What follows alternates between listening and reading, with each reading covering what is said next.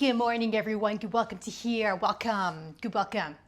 Hi. Here's what we're going to talk about today. Today, we're going to talk about how to plug in any chord shape you would like around any note. Okay, let's do it. So first thing we need to do is pick a note on the fretboard whose chord we would like to play. And let's choose that one. Next thing we need to establish is which out of the 5 cage shapes has its chord identifier on this 5th string here. And that's either the C shape or the A shape. And let's just pick the A shape just because it's a little easier, you know? And now all the chord shapes that we could plug into this is going to be either one of the collections of notes that belong to the chord shapes in the A chord shape.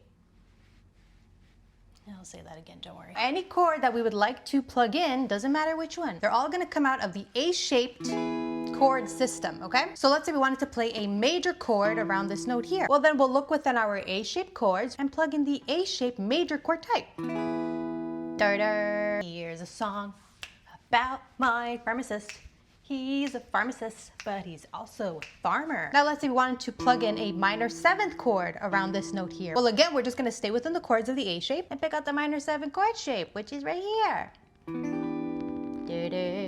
He likes to farm all his animals, but his animals don't really like him. And the same is gonna work for every other chord type and every other chord shape. So let's say instead we wanna plug in chords around this C note up here.